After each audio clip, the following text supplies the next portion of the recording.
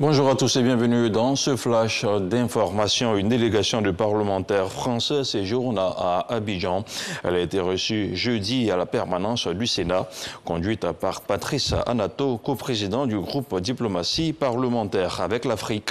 Elle a rappelé l'importance pour les élus français et sénateurs ivoiriens de collaborer pour un approfondissement des relations entre la France et la Côte d'Ivoire. Le ministre du Commerce et de l'Industrie a visité la zone portuaire, l'abattoir de Port-Bouillet et certaines boulangeries d'Abidjan. Souleymane Diarra a partagé avec ses opérateurs les difficultés engendrées par la crise énergétique. Il s'est assuré que les prix décidés pour les denrées de première nécessité sont respectés et appliqués. Le Conseil coton Anacarde se donne les moyens d'une exploitation optimale de la zone industrielle dédiée à l'anacarde dans la région du Poro. Il vient de visiter le centre de recherche de l'ATA pour se rendre compte de l'évolution de la recherche de variétales améliorées.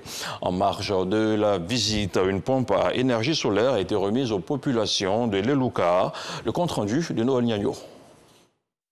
Ces actes consacrent le lancement des travaux de la zone industrielle dédiée à l'anacarde pour la région du Poro. Durée des travaux, 12 mois. D'ici à là, il faut se donner les moyens de fournir aux unités industrielles de la matière première de qualité et en quantité suffisante. Même si le volume de production d'anacarde a bondi de 10 000 tonnes de 2019 à 2020.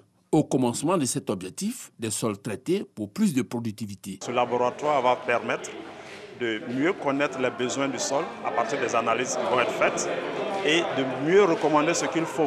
Donc ce laboratoire va permettre donc de faire cette fertilisation à la carte qui va être beaucoup plus efficient et qui va également permettre aux producteurs véritablement d'apporter juste ce qu'il faut pour avoir ce dont il a besoin en termes de production. Voilà tout le sens de ce laboratoire réalisé avec l'appui de la Banque mondiale à Cinématiali. Le secteur de l'anacarde est un secteur en effet encore en cours de développement, mais qui revêt beaucoup d'importance en termes de création d'emplois, mais également en termes de création de richesses.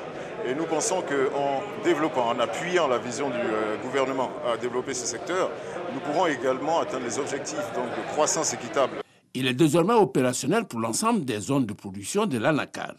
Les agents décentralisés qui sont dans toutes les zones où on fait l'anacarde, où on fait le coton, auront instruction du CCA de façon à ce qu'ils puissent effectuer les prélèvements de façon ordonnée et qu'ils les acheminent au labo pour analyse. Un sol bien à propos doit recevoir du matériel végétal de qualité.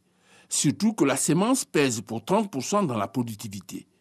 Le Conseil coton anacarde y a pensé en signant une convention avec le CNRA pour la recherche végétale et l'ANADER pour l'encadrement des producteurs.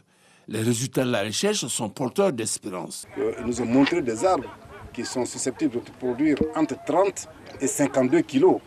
Quand vous prenez 30 kilos par arbre, multiplié par 100, ça vous fait 3 tonnes. Et 50 kilos, ça fait 5 tonnes. Donc ça, c'est en station. Maintenant, en milieu rural, nous pouvons espérer atteindre les 2000 tonnes. Autre composant de la convention, la régénérescence des champs pour les rendre plus productifs. Là aussi, les attentes sont comblées. Bien produit, oui, mais il faut créer les conditions d'une vie décente des producteurs. C'est le sens de l'inauguration de la pompe à énergie solaire. Et le gouvernement est en train de mettre aussi un autre programme de l'eau potable pour tous. Et je pense que le Louga n'a pas été oublié. Comme on le voit, tout est réuni pour produire davantage de noix de cajou pour le fonctionnement des unités industrielles. Besoin de matières premières, 80 000 tonnes annuellement pour chaque unité. Dans l'actualité hors de chez nous, ce vendredi 28 mai au Mali, le vice-président, le colonel Assimi Goïta, a convoqué pour un échange les partis politiques et la société civile malienne. L'objectif est d'expliquer la nouvelle situation dans laquelle se trouve le pays et de se projeter dans l'avenir.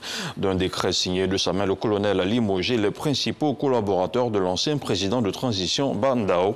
Parmi les décrets de nomination abrogés, celui du secrétaire général du palais, du chef d'état-major particulier ainsi que celui du conseiller diplomatique de la présidence de la République. Le président français Emmanuel Macron était à Kigali où il a prononcé un discours au mémorial du génocide. Il a reconnu des responsabilités mais pas de complicité de la France dans le génocide rwandais. Un discours très bien accueilli par son homologue Paul Kagame. Outre les questions mémorielles, les deux chefs d'État ont parlé du futur de leur collaboration, un rapprochement à la fois diplomatique et économique. Et puis dans l'actualité hors du continent africain présidentiel en Syrie, le président sortant Bachar al-Assad a été réélu pour un mandat de 7 ans avec 95,1% des voix, a annoncé jeudi le président du Parlement. Une élection qui intervient à la suite d'un scrutin décrié par l'opposition et par les pays occidentaux. Les deux autres candidats qui se présentaient face à lui, Abdallah Saloum Abdallah et Mahmoud Marehi, ont obtenu respectivement 1,5% et 3,3% de voix. Fin de ce flash d'information. On se retrouve à 13h.